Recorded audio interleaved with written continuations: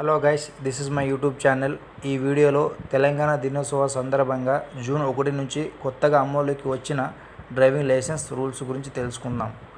ఈ వీడియోని మధ్యలో ఎక్కడ స్కిప్ చేయకుండా పూర్తిగా చూడండి. దీనికోసం ముందుగా క్రోమ్ లేదా గూగుల్ని ఓపెన్ చేసుకోండి.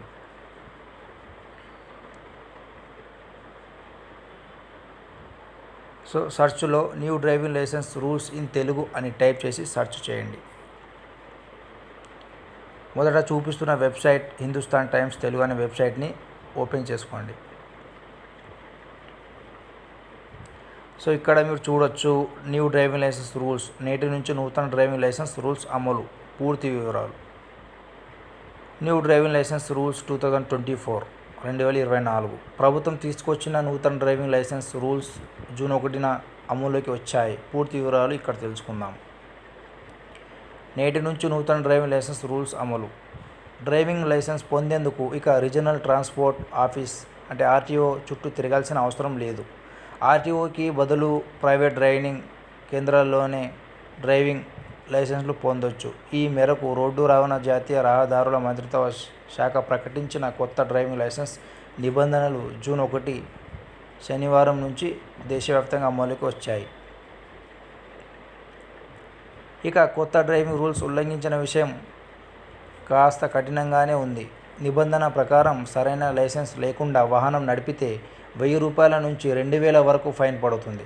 ఒకవేళ మైనర్ వాహనం నడుపుతూ దొరికిపోతే సంబంధిత వ్యక్తి గార్డియన్ లేదా తల్లిదండ్రులకు 25,000 వరకు ఫైన్ పడవచ్చు. అంతేకాదు సదరు మైనర్ 25 ఏళ్ల వచ్చేంత వరకు డ్రైవింగ్ లైసెన్స్ పొందలేరు. ఇక మైనర్ నడిపిన వాహనానికి సంబంధించిన రిజిస్ట్రేషన్ సర్టిఫికేట్ని కూడా రద్దు చేస్తామని నిబంధనలు చెబుతున్నాయి. డ్రైవింగ్ లైసెన్స్ రూల్స్ చేంజ్ కాగా డ్రైవింగ్ లైసెన్స్కి సంబంధించిన అప్లికేషన్స్ ప్రాసెస్లో మాత్రం మారలేదు.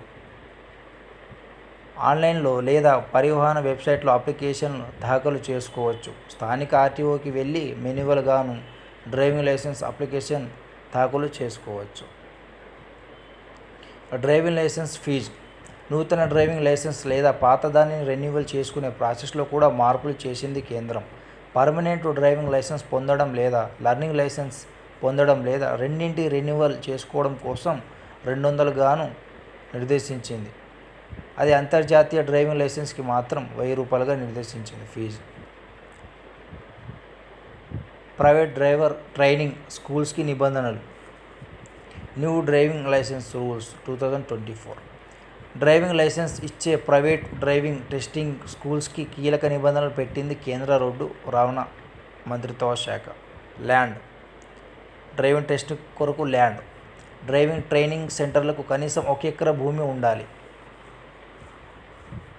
4 వీలర్ ట్రైనింగ్ ఉంటే 2 ఎకరాల భూమి తప్పనిసరి. అంటే 2 వీలర్ 3 వీలర్కి గాను 1 ఎకరం భూమి, కనీసం 1 ఎకరం భూమి ఉండాలి. అదే 4 వీలర్ లారీ కావచ్చు, అవునా, కార్ కావచ్చు, ఈ విధంగా 4 చక్రాల ఓకేనా 4 చక్రాల వాహనాలకి దాదాపు 2 ఎకరాల భూమి తప్పనిసరి ఉండాలి.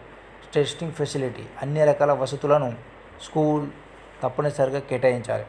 ట్రైనర్ క్వాలిఫికేషన్ అంటే మనకి ఎవరైతే నేర్పిస్తారో ట్రైనింగ్ ఇస్తారో వాళ్ళ క్వాలిఫికేషన్ వచ్చేసరికి ట్రైనర్కి హై స్కూల్ డిప్లొమా లేదా అందుకు సమాన చదువు ఉండాలి. అంటే 10th అంటే 10వ తరగతి చదివి ఉండాలి, లేదా 10వ తరగతి లేదా 12వ తరగతి చదివి ఉండాలి.